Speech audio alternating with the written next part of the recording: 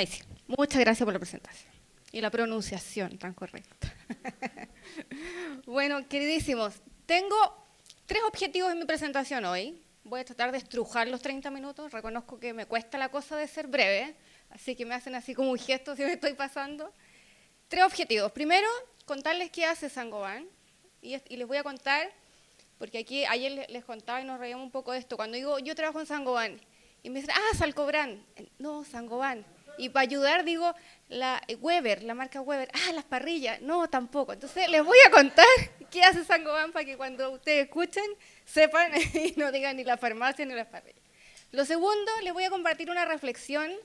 La verdad que más que contarles o darles una receta, simplemente compartir una reflexión que hace varios días vengo dando y fue, metí unas láminas ahí cuchufleteadas entre medio de última hora, pero me parece súper relevante poder compartirla para que se lleven tarea para la casa. Y finalmente, sí voy a hablar del título de la presentación para cumplir con lo que me había comprometido, que tiene que ver con la estrategia de bienestar y liderazgo. Así que, Saint-Gobain, vamos a partir por el principio. ¿Qué somos? Somos líderes mundiales en construcción sostenible, sustentable y ligera. Hacemos muchas cosas y les voy a contar una historia. Antes de ir a los números para que vean que es una empresa súper grande y súper antigua en el mundo. Saint-Gobain surge, estamos cumpliendo 360 años. Nos vemos muy jóvenes, pero en verdad somos viejitos. Somos de las empresas industriales más antiguas y más grandes del mundo. Surge, vamos a remontarnos al año 1665, en Europa, los reyes, los castillos, toda esa historia, digamos. Y el rey Luis XIV, cuando estaba construyendo el Palacio de Versalles, en ese tiempo la construcción más grande, la más ostentosa era poder de los franceses, estamos hablando de los reyes aquí. Y él estaba pensando en el Palacio de Versalles, y si quienes han tenido la oportunidad de conocerlo, hay una parte que es súper importante, que es el pasillo de los espejos, donde él quería demostrar el poderío de los franceses. Así somos los más bacanes porque tenemos esta cuestión que es impresionante y nadie la tiene. Cuando lo creo, esto parece que le esté contando un chamullo, pero de verdad, cuando él lo estaba pensando, se encontró con que quienes proveían en ese minuto a Europa los espejos y los vidrios eran los venecianos y nadie más. Entonces dijo, no puedo demostrar que somos súper top si le tengo que ir a pedir a mi vecino que me venga a hacer la pega. Y entonces este amigo, Luis XIV, juntó a un grupo de franceses y armó lo que en ese minuto se llamó la Fábrica Real de Vidrios. Los puso a trabajar, les enseñó, y ellos fueron los que diseñaron todos los vidrios y los espejos de eso que hoy día es una maravilla que todos conocen. Eso es el origen de Saint-Gobain en el mundo, somos una vidriera de origen. En Chile somos súper chiquititos, por eso se conoce como Salcobrán o Weber las parrillas, porque acá la industria del vidrio se ocupa muy poquito, donde hay industria automotriz o grandes construcciones, la verdad es que échenle una miradita, varios de sus autos probablemente tengan vidrio Saint-Gobain y se ven la marquita y van a decir, ahora sí que sí, y ahí no se les va a olvidar. Es una vidriera que crece en el mundo, ha ido desarrollando, pasamos de ser una vidriera de 1665 a hoy día tener una gama de insumos para el mundo de la construcción muy variado. Así que aquí les voy a contar como de dimensiones. Bueno, en términos de venta, 46.000 millones de euros, .6 al cierre del año pasado, 161.000 empleados, en Chile somos 250 directos. Saint-Gobain participa en muchas otras empresas como socio, tiene muchos asociados, pero directos somos 250 de esas 161.000. Estamos en 80 países. Les dije ya que era básicamente insumos para la construcción y nuestro propósito es hacer del mundo un mejor hogar. Presencia, como les decía, en 80 países, tenemos 8 centros de investigación y desarrollo, y esto es súper importante, porque cuando yo les hablaba de la construcción sostenible, ayer alguien decía de que no trabajaría en una tabacalera por un tema de propósito personal, ¿no? Y yo cuando empecé a investigar de este mundo de Saint-Gobain, me llaman, qué sé yo, me creí la muerte, porque era una empresa súper grande, y empecé a investigar, y resulta que para la construcción, para muchos de los productos, se ocupan cosas como la arena. Y yo dije, no sé, era como la tabacalera para mí, como no sé si quiero estar en una empresa que se devora las dunas, por ponerlo súper en simple. Empecé a investigar un poco más, y esto de sustentable y sostenible tiene que ver porque las áreas de desarrollo, por eso está muy linkeado, se dedican, no se imaginan cuánta parte de su tiempo, y cuánta energía y cuántos recursos en esta empresa para evitar ocupar insumos que en el fondo nos comemos el medio ambiente. Por ejemplo, reemplazar, les voy a decir algunas de las ideas, reemplazar arenas o cemento por escoria que se deduce de la minería. Los mineros no saben qué miércoles hacer con eso, hoy día con la ley REP peor. Nosotros la usamos para reemplazar arenas, sin que pierda la calidad, que los aditivos peguen y demás, y hay mucha gente que está siendo muy creativa con eso. Por ejemplo, otro ejemplo ya más que uno pudiera ocupar en su casa. Ley REP, tenemos que hacernos cargo todo de los residuos, de las bolsas, del empaque. Cuando uno compra un saco de cemento, voy a ponerlo en súper simple, se lleva el saco vacías para hacer la mezcla, ¿y qué hace con el saco? Te queda ahí el saco. Cuando en tineta uno lo ocupa de basurero, pero cuando en saco no sabéis qué hacer. Ya, una de las cosas muy creativas que está haciendo la gente de desarrollo es crear los sacos digregables. O sea, no es que vacíes el saco, echas el saco a la mezcla. Y el saco se diluye en la mezcla y te olvidaste del residuo. Así que ahí se me pasó un poco la parte como de la culpa y ahora me siento muy orgullosa de lo que hacemos. Operamos en 1.100 instalaciones más o menos de fábrica. Aquí en Chile tenemos 3, 2 en Lampa y una en Coronel, 2.600 puntos de venta y estamos comprometidos a lograr 0 emisiones de carbono para el 2050, un poco con lo que les venía contando. Y cuando uno, aparte del vidrio del auto, ¿dónde podemos reconocer cosas de Saint-Gobain? Bueno, la Catedral de Brasilia, gran parte de sus insumos de construcción son nuestros.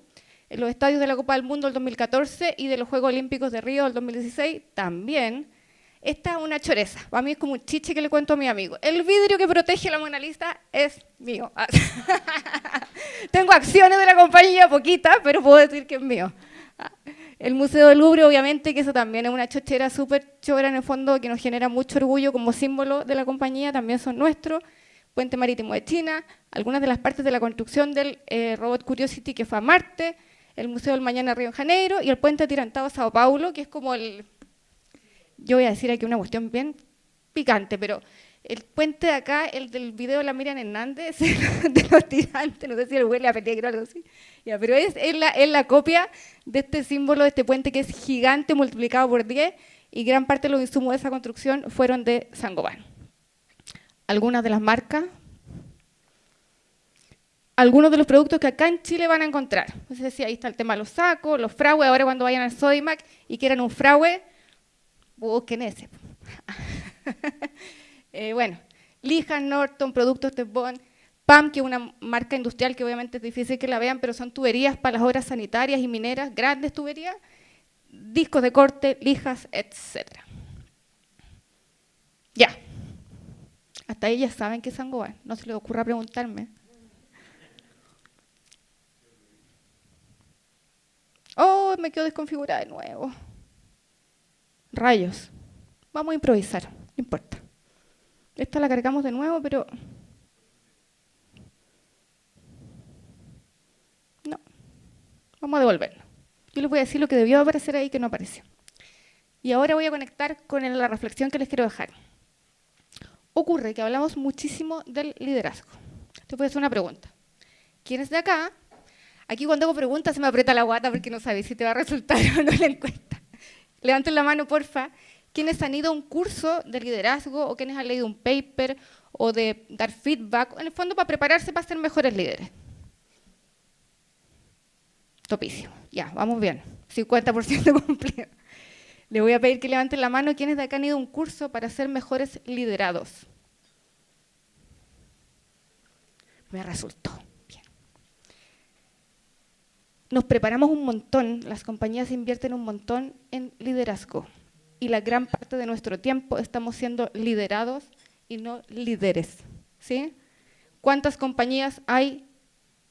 ¿Cuántas compañías en el fondo dentro de la compañía? ¿Cuánta gente lidera y cuánta gente es liderado? Cuando digo liderado y líder, puede ser jefe y jefiado, ¿eh? No estoy yendo al concepto así como profundo. Voy a hablar porque se ve más bonito cuando digo líder. Y además, este tema es súper loco porque es anticíclico, antinatural totalmente.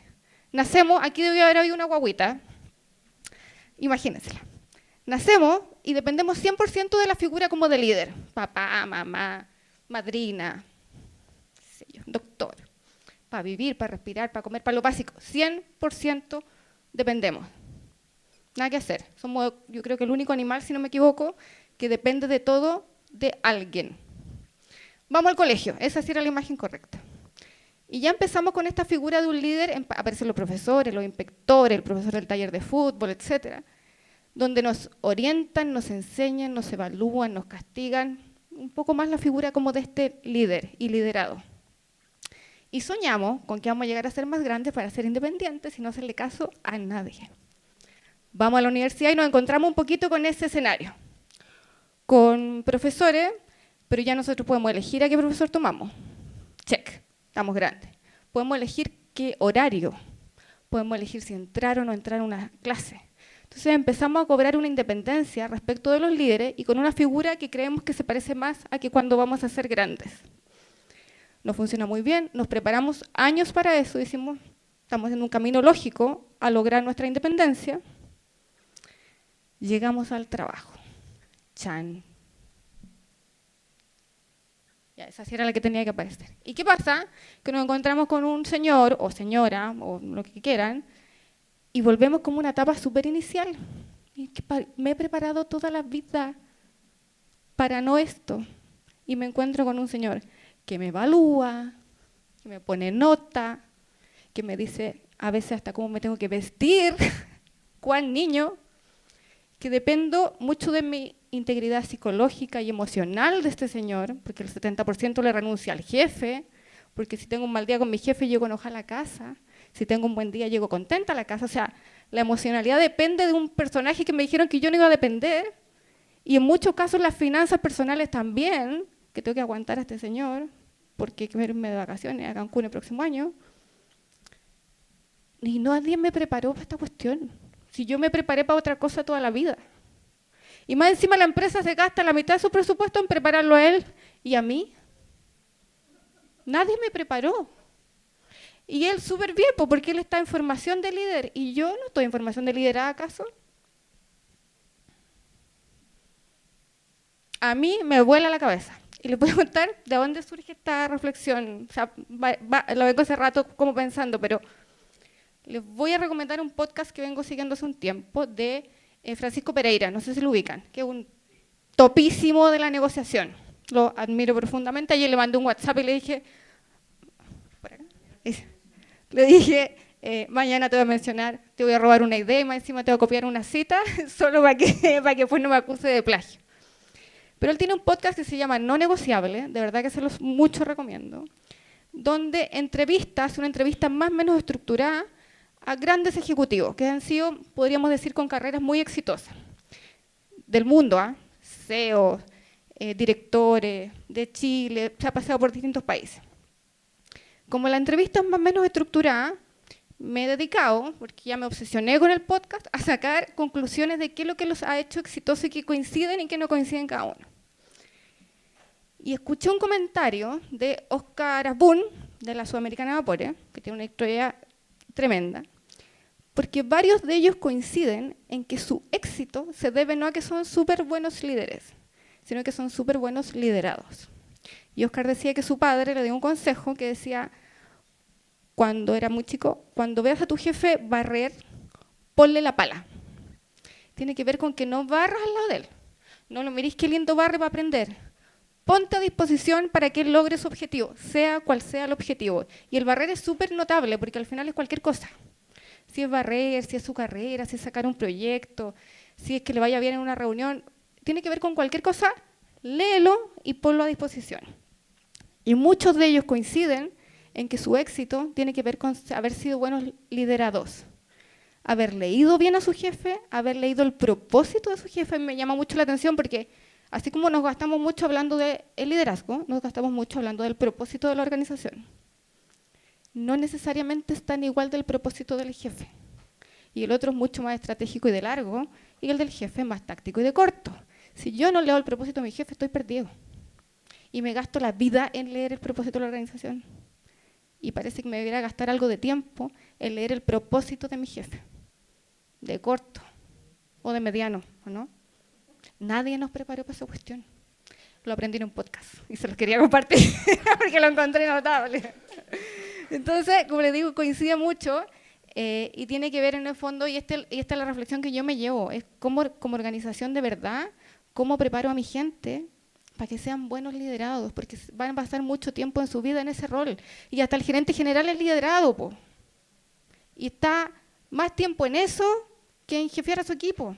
Y cuando no resuelve bien, y esto es ficción, cuando no resuelve bien su relación para arriba, todos los que estamos para abajo no entendemos nada. Y el resto igual, 3/4 lo mismo.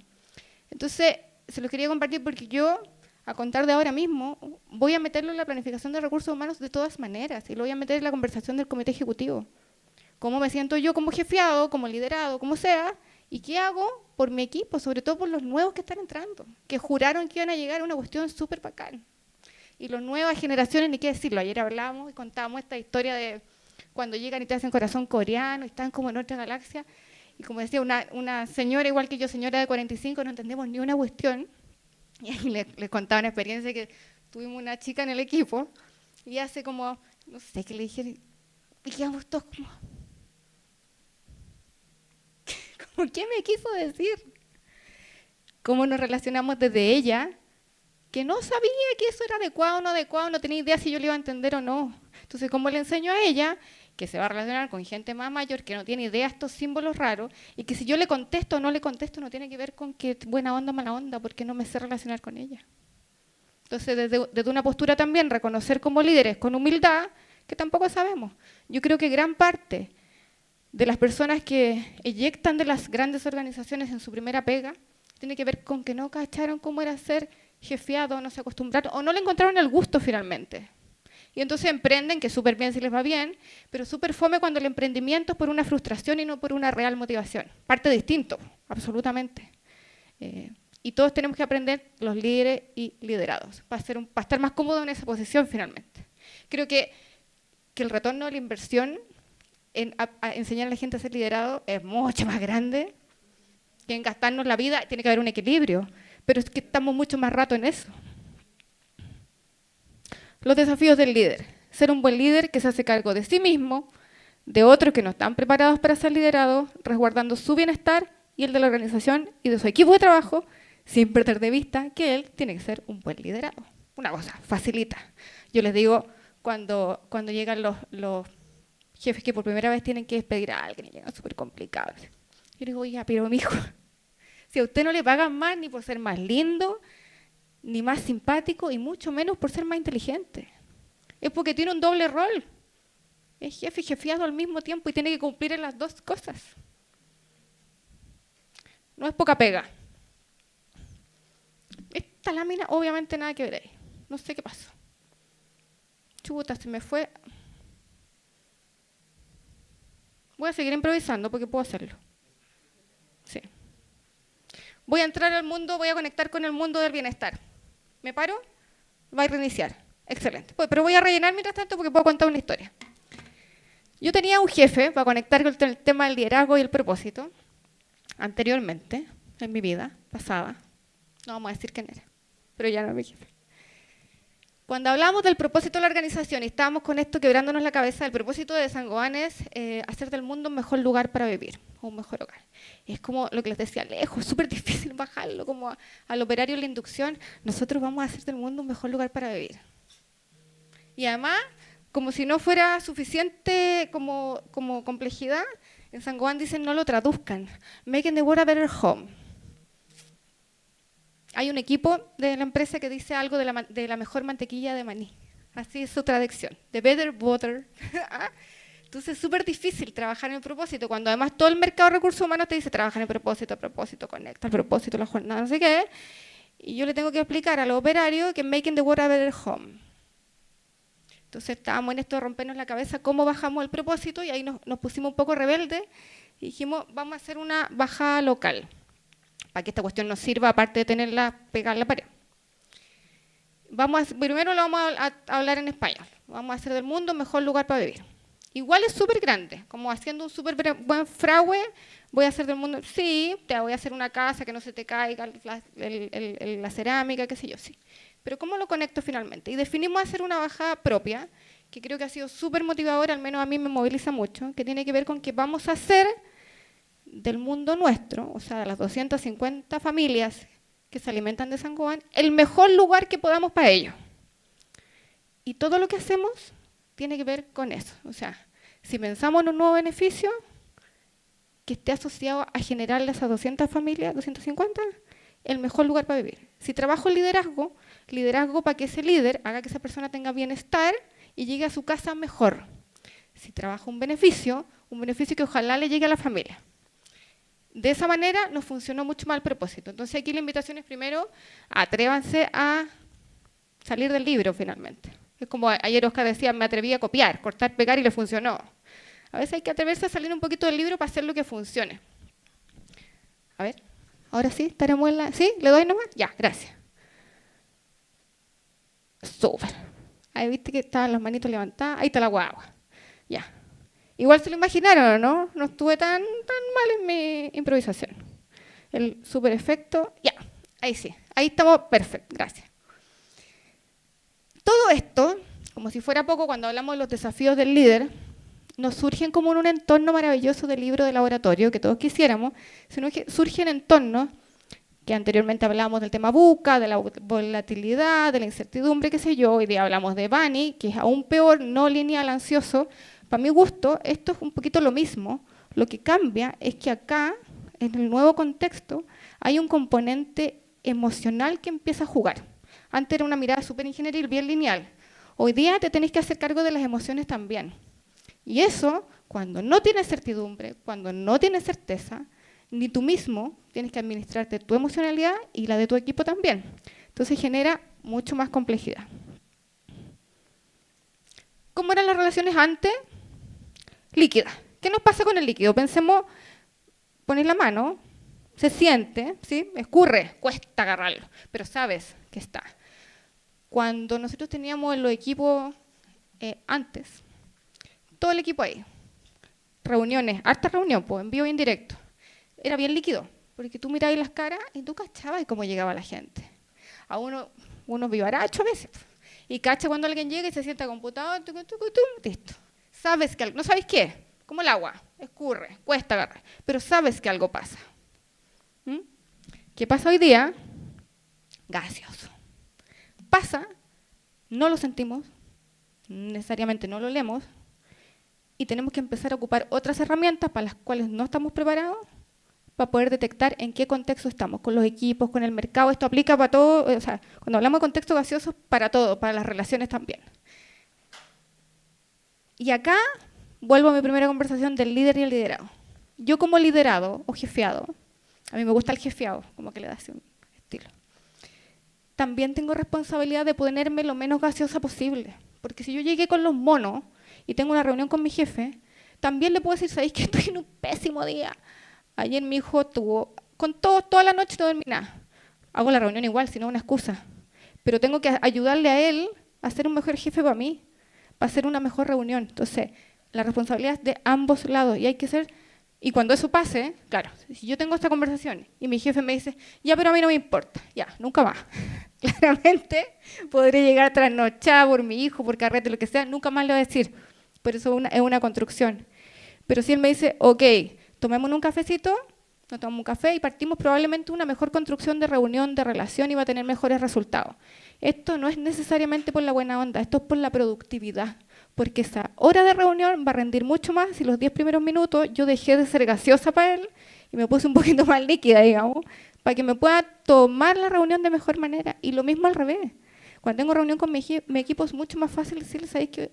Así llego a la reunión, no por cumplir, es para dejar de ser gaseosa y que puedan agarrar la reunión de mejor manera. El gas no lo puedo agarrar. Y las competencias que tengo que hoy día no son muchas, más que la transparencia finalmente. La evolución del liderazgo transaccional a transformacional consciente. Lo más consciente posible, consciente presente, para dejar de ser gaseoso. Nueva competencia, gestión emocional propia y de su liderazgo. Por eso le decía que el tema emocional empieza a tener un rol súper importante, súper importante. Y tenemos que ser además cuidadosos porque hoy día tenemos marcos para relacionarnos que ya, le doy espacio a las relaciones, pero ¿hasta dónde es correcto? Sobre todo los primeros jefes, además, donde además los capacitamos en Ley Karim, pues obvio. Entonces, ojo con lo que digas, ojo con lo que preguntes. Esta conversación, o sea, desde las entrevistas para adelante, ayer lo hablábamos, ¿no? Como estas preguntas no las hagas. ¿Cómo conozco a alguien si no le puedo preguntar nada? Y dicen, no, tenéis que cachar tú el fit cultural, te dice el gerente comercial. Yo me encargo que sea súper hábil y todo, y tú cachas el fit cultural. ¿Y me puedes contar algo de ti? Y si no te quiere contar nada, se te hace gaseoso. Es súper complejo. Y como tú además, ¿qué haces con tu emocionalidad en ese minuto? A mí me ha pasado un montón de veces con algunos perfiles que no sé qué preguntarle. Pues te contestan a todo con monosílabos. Y me pongo más ansiosa yo que el candidato.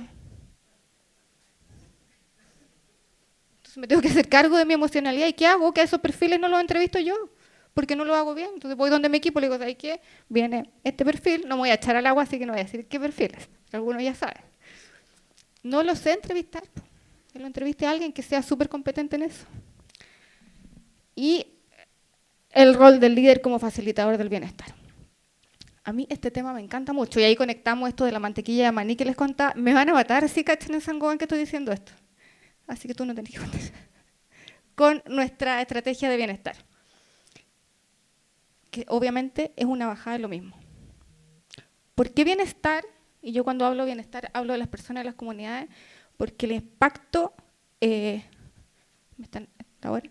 Bueno, el impacto... y les dije que me iba a pasar de largo.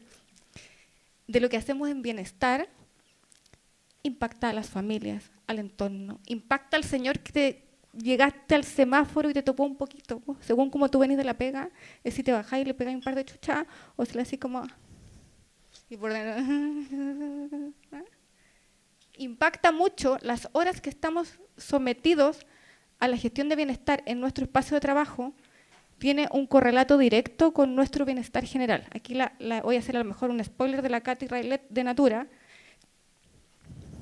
También le aviso antes para que después no diga que le estoy ocupando las frases, pero me encanta la simpleza con la que trabajan bienestar, que tiene que ver con estar bien, notable. Porque uno bienestar y se pone súper rebuscado para la definición. Es estar bien. Y estar bien como está hoy día, si ustedes saliendo de acá me pifian, me voy a ir para mi casa a tomar un pisco sour probablemente, me voy a ir enojada, po. Y si alguien ve en el auto, me topó el auto, me voy a bajar indignada y me voy a desquitar probablemente con el señor del auto. Es estar bien con un correlato porque somos personas únicas. Estrategia de bienestar. Y aquí Mercer me ayudó a definir un poco estos pilares. ¿Por qué estar bien? Porque de acuerdo a lo que más o menos he estudiado, si yo como empresa me hago cargo de estas 4 cosas, hay muchas, hay teorías millones. Nosotros buscamos 4, que son las que creemos que como empresa nos podemos hacer cargo. Si una persona está bien física, emocional, profesional y financieramente, puede dar su máximo desempeño. Ayer Oscar decía, a mí me gustan empresas que le va bien. A mí también. Y esto no es la fundación, porque si no trabajaría en otra cosa, pues trabajo en una empresa que gana plata. Entonces cuando yo planteo mi estrategia de bienestar es para que la gente dé su máximo desempeño. Si además tengo un impacto social, maravilloso. Pero el objetivo de esto es generar los máximos desempeños en la pega. Y aquí, obviamente, a la base está el liderazgo. Y aquí voy a aprovechar de hacer un reconocimiento a una persona de mi equipo, que es la Paula, que está ahí, que es mi mano derecha, izquierda, mis pies, mi cabeza, mi todo. La Paula tiene la siguiente misión, que no es nada fácil, aparte de muchas otras. Tráeme propuestas de bienestar que le peguen, ojalá, a los 4 pilares. Y una máquina porque se le ocurre una cantidad de cosas. Porque yo lo que podría hacer es chorrear acá iniciativas, beneficios, becas, financiamiento, 500. Impacto en la organización, 0.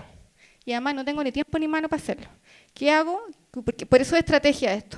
Porque busco dónde gastar mis recursos de tiempo y recursos financieros en que le peguen a la mayor cantidad de eso. Por ejemplo, la doctora en la oficina. La doctora va una vez a la semana, una mañana en la oficina.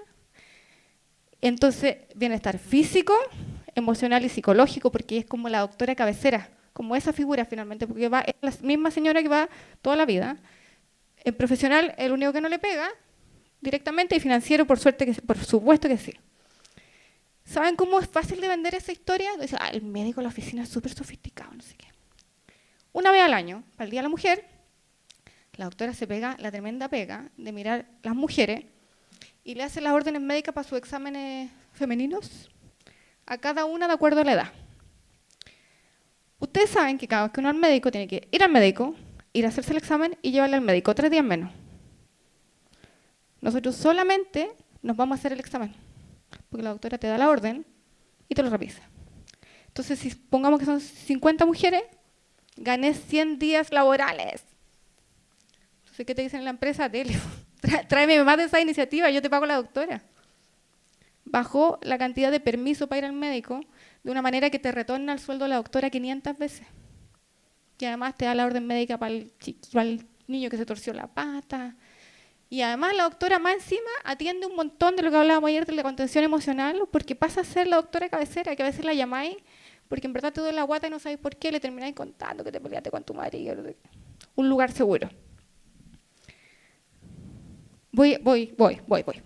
Ahora sí que sí.